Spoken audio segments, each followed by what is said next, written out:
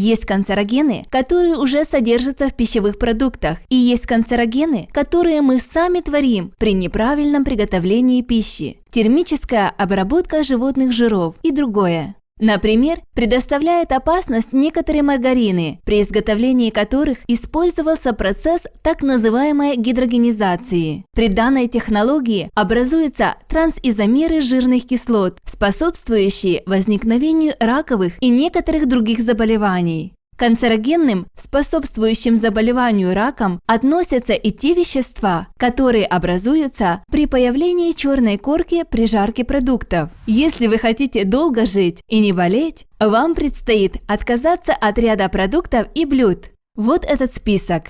Первое. Фастфуд.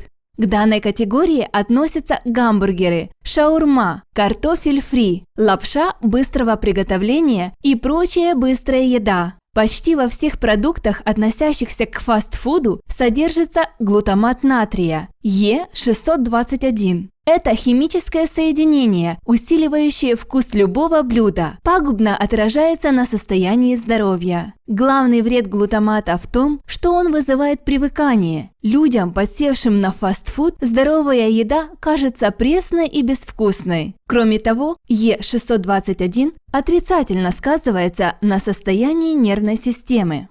Второе.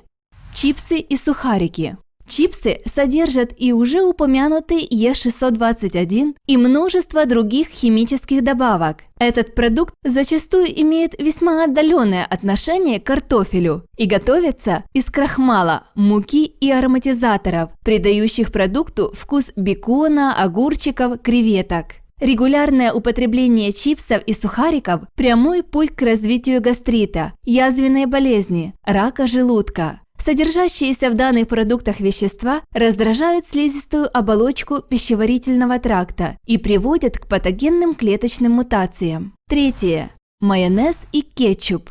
Майонез – еще один продукт, полный изомеров жирных кислот, трансжиров. Еда с большим количеством майонеза оказывает пагубное влияние на состояние сосудов, делая их стенки менее эластичными. В результате развиваются такие патологии, как гипертония и атеросклероз, чреватые самыми серьезными осложнениями. Вред майонеза усугубляется содержанием в этом продукте консервантов и стабилизаторов. Не менее пагубно для состояния здоровья частое употребление кетчупа. Те продукты, которые продаются в супермаркетах под этим названием, в очень небольшом количестве содержат натуральные томаты, зато в избытке насыщены красителями, ароматизаторами и прочими химическими добавками. Четвертое.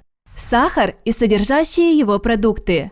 Сахар приводит к резкому повышению уровня глюкозы в крови, что провоцирует избыточную секрецию инсулина. Таким образом, поджелудочная железа начинает работать в интенсивном режиме и быстро истощается, а это прямой путь к развитию сахарного диабета. Врачи насчитывают больше сотни болезней, связанных с чрезмерным употреблением сахара. Пятое. Белый хлеб и изделия из белой муки. Белый хлеб – типичный представитель быстрых углеводов, весьма вредных для полноценной жизнедеятельности человека. Данный продукт приводит к избыточному поступлению большого числа калорий, которые организм вынужден откладывать в виде жировых запасов. Кроме того, современный хлеб готовят с обязательным применением вредных добавок и соединений, приводящих к развитию пищеварительных, сосудистых и онкологических недугов. Шестое. Консервы. Консервы представляют собой по сути мертвый продукт, который не содержит ничего полезного. К тому же в консервах обычно присутствует в большом количестве пищевые добавки, соль и химикаты.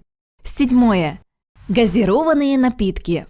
Лимонады, газировки и всевозможные колы содержат огромное количество сахара. Регулярное употребление популярных газировок приводит к вымыванию кальция из костей, проблемам с пищеварением и прочим нежелательным последствиям. Даже если вы пьете низкокалорийные напитки с сахарозаменителями, то и в этом случае особой пользы они не приносят. На вопрос, вредны ли сахарозаменители, большинство врачей сегодня отвечает «да», особенно некоторые из них. Энергетические напитки – просто адская смесь кофеина в ударных дозах, сахара, красителей, химии и газов.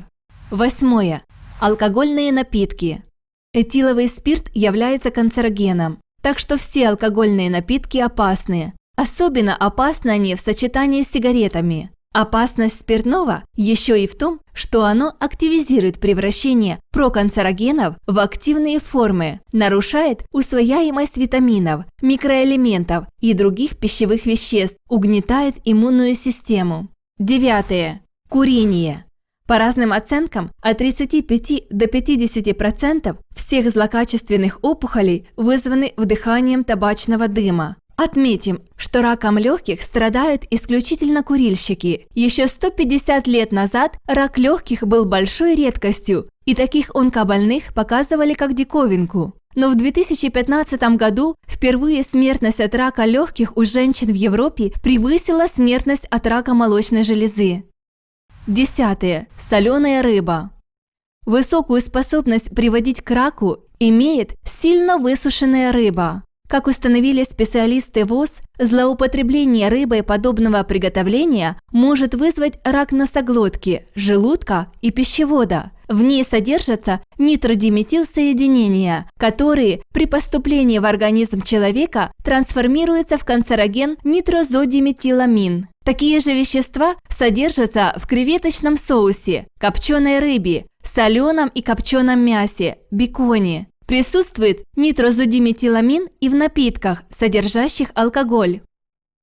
11.